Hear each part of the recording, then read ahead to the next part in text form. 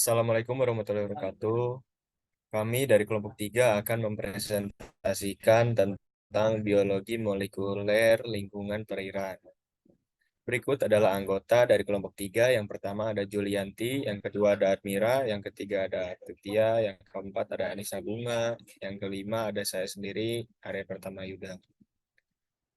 Berikut adalah topik dari kelompok 3. Yang materi pertama akan dibacakan oleh Baik, yang pertama, The Basic of Molecular Biology, Biochemistry, and Aquatic Microbiology.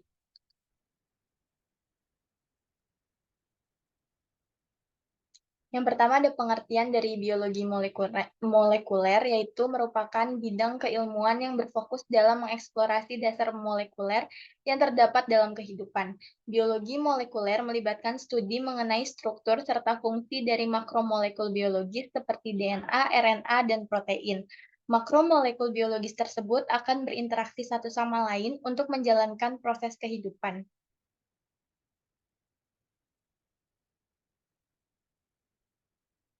Selanjutnya ada struktur DNA. Asam deoksiribonukleat atau DNA merupakan suatu molekul kompleks yang berisi instruksi genetik yang digunakan dalam perkembangan dan fungsi semua organisme hidup. DNA memiliki struktur yang terdiri dari 4 komponen kimia, yaitu adenin, guanin, sitosin, dan timin. Kemudian komponen-komponen tersebut disusun berpasangan yang dikenal dengan sebutan pasangan basa yang membentuk anak tangga DNA. Kedua untaian tangga tersebut selanjutnya disatukan oleh ikatan hidrogen sehingga akan menciptakan struktur heliks ganda DNA.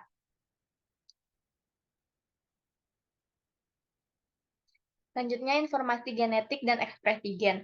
Informasi genetik disimpan dalam nukleotida berbeda. Nukleotida tersebut berpasangan untuk membentuk suatu struktur heliks ganda DNA. Informasi genetik dari DNA akan terlibat dalam proses ekspresi gen menjadi protein fungsional. Terjadinya proses ekspresi gen tersebut melalui 2 tahapan utama, yaitu yang pertama transkripsi dan yang kedua adalah translasi. Selama proses transkripsi, molekul RNA akan disintesis yang membawa informasi genetik dari urutan DNA. Molekul RNA tersebut akan berperan sebagai cetakan untuk sintesis protein yang terjadi selama proses translasi sedang berlangsung.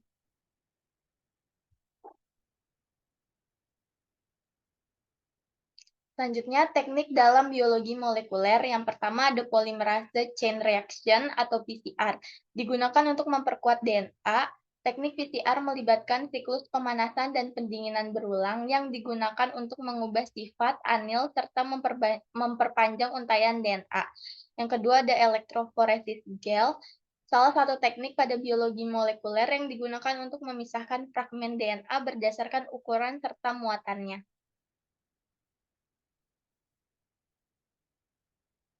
Selanjutnya ada penerapan biologi molekuler. Yang pertama, rekayasa genetika. Dalam rekayasa genetika, melibatkan manipulasi DNA suatu organisme untuk menambah atau menghilangkan sifat-sifat tertentu. Penggunaan rekayasa genetika untuk menghasilkan tanaman yang tahan terhadap hama dan penyakit, serta hewan yang menghasilkan protein yang bermanfaat. Yang kedua ada terapi gen. Terapi gen akan melibatkan penggunaan gen untuk mengobati atau bahkan untuk menyembuhkan suatu penyakit genetik. Terapi gen menjanjikan dalam mengobati kondisi penyakit seperti fibrosis kistik, anemia sel sabit, dan berpotensi untuk pengobatan kelainan genetik lainnya di masa depan. Selanjutnya ada teknologi biologi molekuler. Yang pertama ada CRISPR atau Cas9, teknologi revolusioner yang memungkinkan para ilmuwan dalam melakukan pengeditan urutan DNA secara tepat dan dapat membuka kemungkinan baru dalam hal pengobatan penyakit genetik, serta dapat menciptakan organisme yang benar-benar baru. Yang kedua ada biologi sintetik, yaitu teknologi yang melibatkan perancangan dan pembangunan sistem biologis dari awal dengan potensi penerapan mulai dari biofuel hingga pengembangan obat. Selanjutnya ada enzim organic and inorganic material degradation system. Enzim adalah molekul biologis yang bertindak sebagai katalis untuk mempercepat reaksi kimia pada organisme hidup. Mereka ini biasanya protein yang memiliki bentuk spesifik yang memungkinkan mereka berikatan dengan molekul tertentu dan memfasilitasi transformasinya menjadi molekul lain. Enzim ini sangat penting untuk banyak proses biologis, termasuk pencernaan, metabolisme, dan replikasi DNA. Di dalam tubuh terdapat berbagai jenis enzim yang menjalankan fungsi tertentu. Misalnya amilase. Amilase itu adalah enzim yang membantu memecah karbohidrat dalam sistem pencernaan, sedangkan laktase adalah memecah laktosa dalam susu. Lalu jenis utama penghambat enzim ini, yang pertama ada penghambat kompetitif. Penghambat kompetitif ini terjadi ketika molekul yang strukturnya memiliki kemiripan dengan substrat berikatan dengan sisi aktif enzim hingga dapat mencegah pengikatan substrat. Yang kedua, penghambat non-kompetitif. Penghambat non-kompetitif ini terjadi ketika suatu molekul berikatan dengan situs enzim selain enzim tersebut, situs aktif, sehingga menyebabkan perubahan konformasi yang mencegah enzim berfungsi. Yang ketiga, penghambat tidak kompetitif. Terjadi pada suatu molekul berikatan dengan enzim substrat yang kompleks dan mencegah berlangsungnya reaksi. Jenis penghambat tidak kompetitif ini jarang terjadi dan biasanya hanya terjadi pada kelas enzim tertentu. Selanjutnya ada degradasi bahan organik. Degradasi bahan organik adalah proses kompleks yang melibatkan penguraian molekul organik besar menjadi lebih kecil. Enzim memainkan peran penting dalam proses ini dengan mengkatalisis reaksi kimia spesifik yang memecah molekul-molekul ini. Reaksi-reaksi ini terjadi di tempat spesifik pada enzim yang disebut situs aktif atau tempat substrat atau molekul yang dipecah berikatan dengan enzim. Beberapa jenis enzim yang terlibat dalam degradasi bahan organik. Yang pertama protease, yang kedua selulase, yang ketiga amilase. Sistem degradasi bahan organik ini memiliki beragam aplikasi. Salah satu contoh pengaplikasiannya yaitu pada pengolahan air limbah hingga bioremediasi. Selanjutnya ada degradasi bahan anorganik. Degradasi bahan anorganik ini merupakan proses kompleks yang dapat disebabkan oleh berbagai faktor. Penyebab paling umum terjadinya degradasi bahan anorganik yaitu paparan kelembaban, fluktuasi suhu, dan reaksi kimia. Terdapat beberapa jenis enzim pengurai bahan anorganik, diantaranya yaitu oksidorudukase, hidrolase, liase, dan transferase. Masing-masing jenis enzim tersebut memiliki peran penting dalam sistem degradasi bahan anorganik dengan membantu proses memecah berbagai bahan menjadi bagian komponen. Degradasi bahan organik ini memiliki aplikasi yang luas. Salah satu contohnya yaitu potensinya penggunaannya dalam bioremediasi tumpahan minyak. Selanjutnya akan dibacakan oleh rekan saya. Biochemical Analysis Technique, Molecular Biology Analysis Technique, and Microbial Analysis Technique. Next. Teknik biokimia. Teknik biokimia adalah studi tentang proses kimia dan zat yang terdapat dalam organisme hidup. Hal ini bertujuan untuk memahami bagaimana molekul biologis berinteraksi satu sama lain dan bagaimana mereka berkontribusi terhadap fungsi kompleks sel, jaringan, dan organ. Bidang ini sangat penting dalam sains modern karena memberikan landasan untuk memahami banyak aspek biologi, mulai dari bahan dasar kehidupan hingga jalur biokimia kompleks yang mendasari metabolisme dan produksi energi. Next. Analisis biologi molekuler. Analisis biologi molekuler adalah bidang yang mengeksplorasi dan mempelajari dasar molekuler kehidupan yang struktur dan fungsi biologis makromolekul seperti DNA, RNA, dan protein.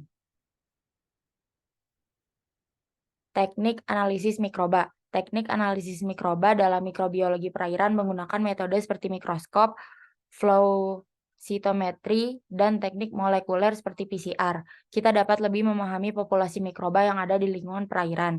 Teknik pengambilan sampel yang tepat sangat penting untuk mendapatkan hasil yang akurat, dan metode analisis statistik membantu kita menarik kesimpulan yang berarti dari data. Penerapan teknik ini meliputi pemantauan lingkungan, penilaian kualitas air, dan bioremediasi. Teknik dalam biologi molekuler. Yang pertama ada PCR atau polymerase chain reaction. Teknik yang digunakan untuk memperkuat DNA.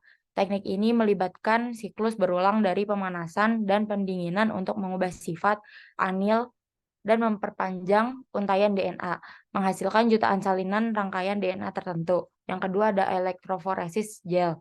Metode yang digunakan untuk memisahkan fragmen DNA berdasarkan ukuran dan muatannya. DNA dimuat ke matriks gel dan arus listrik dialirkan, menyebabkan DNA untuk bermigrasi melalui gel. Fragmen yang lebih kecil bergerak lebih cepat dan lebih jauh dibandingkan fragmen yang lebih besar, sehingga memungkinkan terjadinya pemisahan dan visualisasi. Next.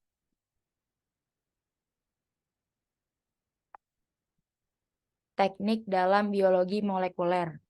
Yang ketiga ada sequencing DNA, yaitu proses menentukan ukuran nukleotida dalam suatu DNA molekul. Ada beberapa metode pengurutan DNA, termasuk pengurutan Sanger dan pengurutan generasi berikutnya. Teknik ini telah merevolusi penelitian biologi molekuler dan telah banyak digunakan dalam bidang kedokteran.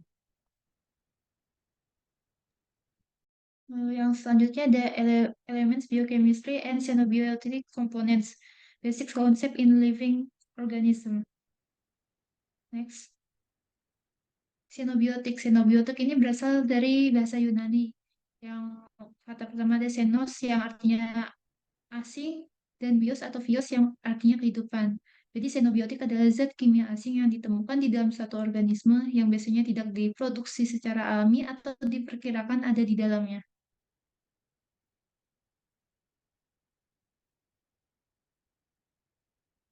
Yang kedua ada biotransformasi. Biotransformasi merupakan proses metabolisme yang terjadi terutama di hati dan memfasilitasi ekspresi zat eksogen dan endogen.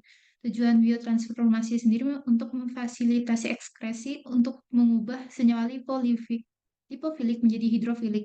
Yang kedua ada detoksifikasi atau inaktivasi untuk mengubah bahan kimia menjadi bentuk yang kurang beracun. Yang ketiga ada aktivasi metabolik untuk mengubah bahan kimia menjadi bentuk aktif yang lebih beracun. Yang selanjutnya ada metabolisme. Metabolisme xenobiotik ini dibagi menjadi dua fase, yaitu fase 1 dan fase 2. Pada prosesnya metabolisme xenobiotik ini membutuhkan 30 enzim untuk mengkatalis reaksi yang terlibat dalam metabolisme. Nah, untuk fase pertama ini pada reaksi ini xenobiotik umumnya diubah menjadi turunan terhidroksilasi yang lebih polar. Lalu pada fase kedua ini, pada reaksi fase 2 ini turunan yang terkonjugasi dengan molekul seperti asam glukuronat, sulfat, dan glutathionin.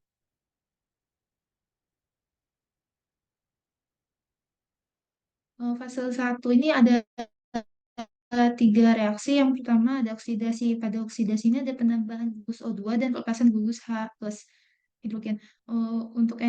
Pada oksidasi ini menggunakan enzim-enzim seperti sitokom P450 atau CYP yang seringkali terlibat dalam reaksi oksidasi ini.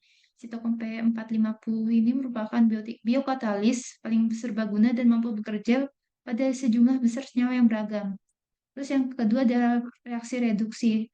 Pada reduksi terdapat beberapa aksi yang terjadi, termasuk reduksi nitro dan azo yang dikatalisis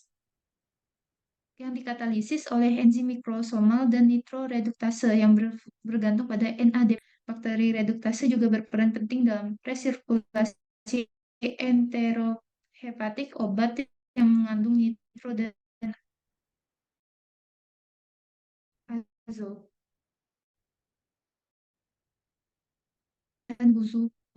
Penambahan gugus OH-min dan H+. Reaksi hidrolisis ini dikatalisis oleh enzim hidrolitik yang tersebar luas terutama di hati, ginjal, dan usus. Lalu yang kedua ada fase 2.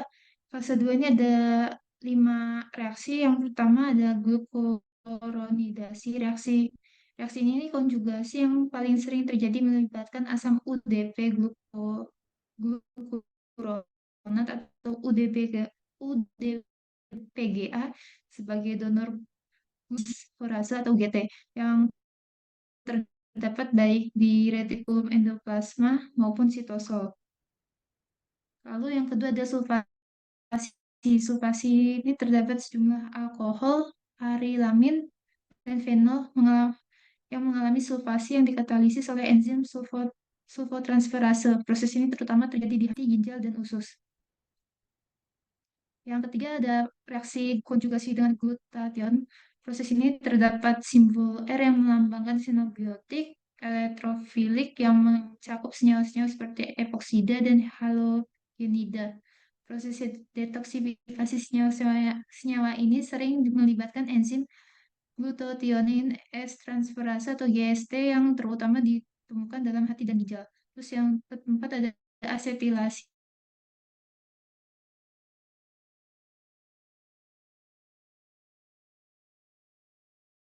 Proses asetilisasi yang dimediasi oleh enzim asetiltransferase.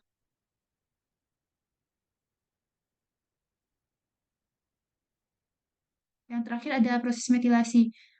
Proses ini beberapa senyawa sinobiotik mengalami proses metilasi yang dikatalisis oleh enzim metatransferase dengan menggunakan sadenosilmetion atau SAM sebagai donor metil. Selanjutnya yaitu biochemical material degradation system in living organism. Next.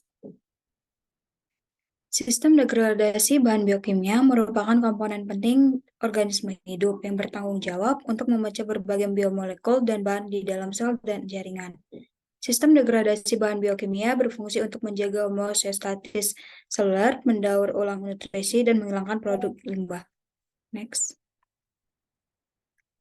Jalur degradasi intraseluler. Jalur degradasi intraseluler adalah mekanisme dasar dalam organisme yang memungkinkan pemecahan dan daur ulang biomolekul secara efisien untuk menjaga keseimbangan seluler dan kesehatan organisme secara keseluruhan. Mekanisme ini bertujuan untuk memecahkan berbagai jenis biomolekul seperti protein, lipid, karbohidrat, dan asam nukleat. Autofagi berfungsi sebagai mekanisme penting untuk mendaur ulang organel, menghilangkan agregat protein, dan beradaptasi dengan kekurangan nutrisi atau kondisi stres. Kemudian lipofisis atau lipid dimanfaatkan untuk produksi energi selama periode kebutuhan energi seperti puasa atau aktivitas fisik. Selanjutnya ada degradasi karbohidrat. Glukosa mengalami proses metabolisme melalui glikolisis dan serangkaian reaksi enzimatik yang menghasilkan ATP dan piruvat. Glikolisis terjadi dalam sitoplasma dan berperan sebagai jalur utama dalam menghasilkan energi. Glikolisis memberikan dampak positif terhadap pembentukan molekul-molekul lain seperti asam amino dan nukleotida. Selanjutnya, degradasi asam nukleat. Nuklease adalah jenis enzim yang berperan dalam mengurai asam nukleat seperti DNA dan RNA menjadi nukleotida. Nuklease juga memiliki peran dalam mengatur ekspresi gen dengan menghilangkan molekul RNA yang tidak diinginkan dan mencegah penumpukan materi genetik yang potensial berbahaya. Next. Jalur degradasi ekstraseluler yaitu mekanisme penting yang memfasilitasi pemecahan dan daur ulang biomolekul di luar sel, memainkan peran penting dalam menjaga hemostatis jaringan, ketersediaan nutrisi, dan keseimbangan ekosistem secara keseluruhan. Jalur ini mencakup serangkaian mekanisme yang menargetkan beragam substrat ekstraseluler termasuk protein, karbohidrat, lipid, dan komponen matriks ekstraseluler. Next. Peran sistem degradasi secara ekologis yang pertama yaitu siklus nutrisi. Siklus nutrisi menopang produksi primer, mendukung pertumbuhan tanaman dan organisme autotrofik di dasar rantai makanan. Yang kedua ada aliran energi, yaitu penguraian bahan organik melalui sistem degradasi menyediakan sumber energi penting bagi detrivor dan pengurai termasuk bakteri, jamur, dan invertebrata. Yang ketiga penyerapan karbon. Proses dekomposisi menentukan laju pelepasan karbon organik sebagai karbon dioksida atau disimpan sebagai bahan organik stabil di dalam tanah, sehingga mempengaruhi siklus karbon global dan regulasi iklim. Next. Yang keempat yaitu kesuburan dan kesehatan tanah. Tanah yang sehat dengan proses degradasi aktif meningkatkan resistensi air, ketersediaan nutrisi, dan produktivitas ekosistem secara keseluruhan. Yang kelima, ketahanan ekologis. Sistem degradasi yang efektif berkontribusi terhadap ketahanan ekosistem dengan mendaur ulang nutrisi secara efisien, mengurangi akumulasi bahan organik, dan mencegah perkembangbiakan patogen dan hama berbahaya. Next.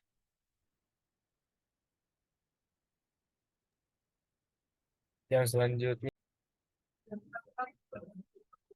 selanjutnya ada prinsip dasar analisis molekuler dalam bioteknologi. Pengujian biologi molekuler. Pada pertengahan tahun 1980-an ada penemuan mesin PCR. Penemunya yaitu Gary Banks Mullins, PhD, ahli biokimia Amerika yang mendapatkan penghargaan Nobel dalam bidang kimia tahun 1993 untuk kemampuan mengembangkan polymerase chain reaction atau PCR. Fungsi replikasi DNA secara in vitro yaitu diantaranya diagnosa suatu penyakit, diidentifikasi mikroorganisme secara biomolekuler, studi kekerabatan makhluk hidup, pemetaan gen makhluk hidup, rekayasa genetika, dan gen terapi. Selanjutnya ada kelebihan dan kekurangan PCR. Kelebihan PCR itu yang pertama, pengujian PCR memiliki sensitivitas yang sangat tinggi.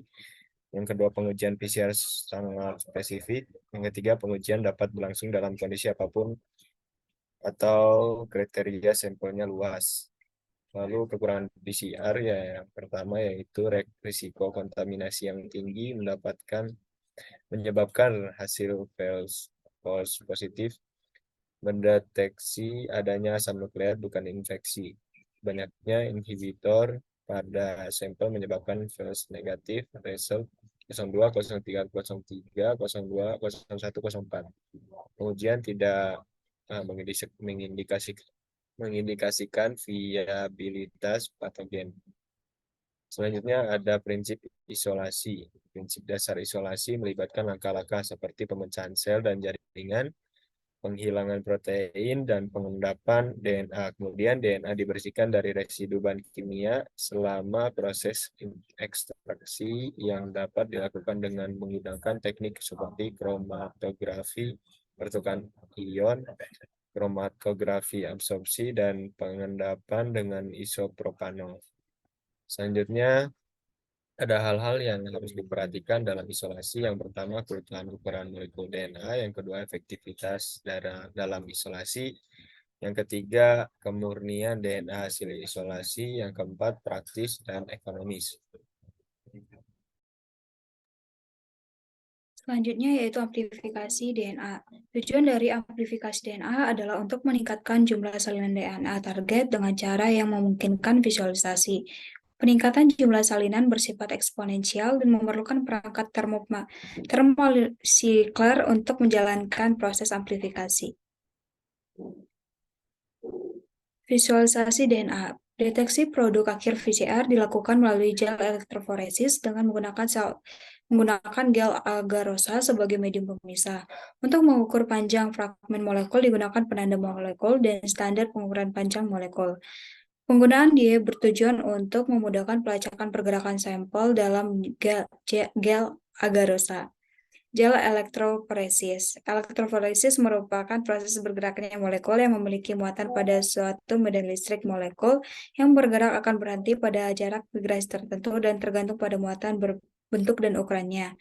Bahan yang digunakan dalam elektroforesis DNA yaitu salah satu gel agarosa.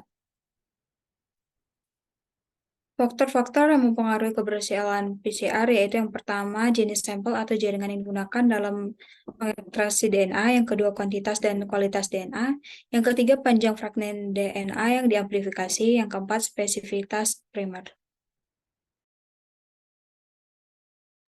Selanjutnya ada teknik RAPD, RFLP, dan sequencing.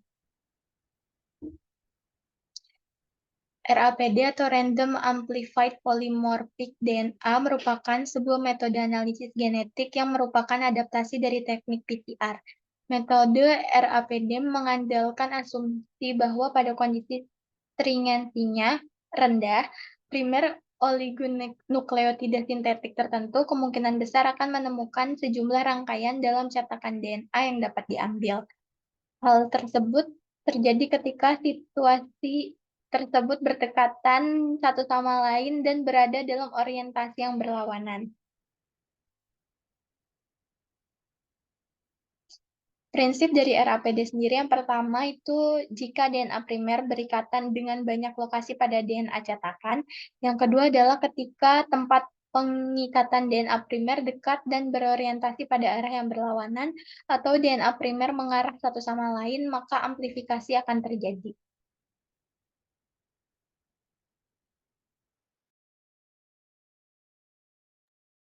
Yang kedua ada RFLP. RFLP atau Restriction Fragments Length Polymorphism merupakan salah satu teknik yang secara luas dapat digunakan dalam pendeteksian variasi pada tingkat sekuen DNA. Deteksi dari RFLP ini dilakukan berdasarkan pada adanya kemungkinan untuk membandingkan profil pita-pita yang dihasilkan setelah dilakukan pemotongan dengan enzim retriksi terhadap DNA target.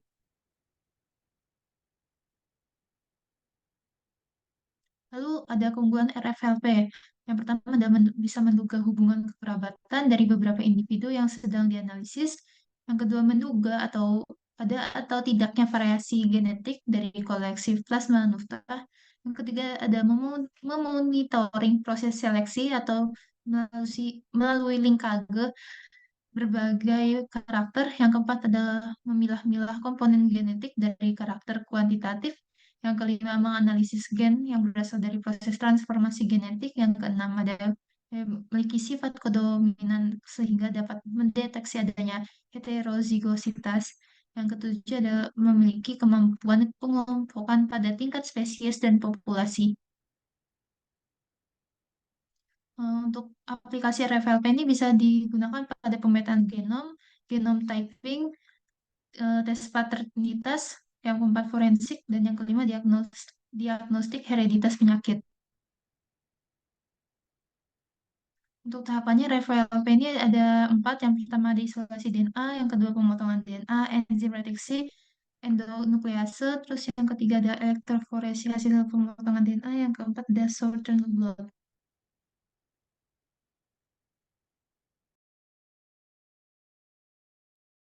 Selanjutnya ada sequencing. Analisis sekuen DNA atau sequencing merupakan suatu metode yang digunakan untuk mengetahui urutan basa nukleotida pada suatu gen atau genom. Frederick Sanger pada tahun 1977 dan disebut juga dengan chain termination methods menemukan analisis sekuen DNA. Pada Human Genome Project, sequencing yang digunakan adalah dengan metode Sanger. Sequencing ini merupakan metode yang digunakan untuk menentukan urutan basa nukleotida, adenin, guanin, sitosin, dan timin pada sepotong DNA. Urutan nukleotida tersebut menentukan urutan dari asam amino, yang pada akhirnya akan menentukan struktur protein dan fungsinya. Perubahan sekuens DNA dapat mengakibatkan perubahan protein atau dapat menyebabkan terbentuknya protein non-fungsional. Hal tersebut mengakibatkan timbulnya efek merugikan pada organisme. Teknik dalam sequencing itu ada 2, Maxam dan Gilbert, dan sequencing modern menggunakan prinsip teknik Sanger. Next. Maxam dan Gilbert menggunakan chemical sequencing, sedangkan sequencing modern menggunakan prinsip teknik Sanger, di mana metode ini menggunakan dideoksinukleotid trifosfat yang memiliki sebuah H pada karbon 3 dari gula ribose yang normal memiliki OH pada dideoksinukleotid trifosfat. Metode Sanger ini memerlukan DNA utas tunggal dalam jumlah yang cukup sebagai template DNA primer yang sesuai, sepotong kecil DNA yang berpasangan dengan template DNA dan berfungsi sebagai starting point untuk replikasi DNA polimerase, yaitu enzim yang mengcopy DNA, menambahkan nukleotida yang baru ke ujung 3 dari template, dan yang terakhir sejumlah nukleotida normal. Sejumlah kecil dideoksi atau dengan pewarna fluoresen. Sekian presentasi dari kelompok kami. Mohon maaf bila ada salah-salah kata maupun Wassalamualaikum warahmatullahi wabarakatuh.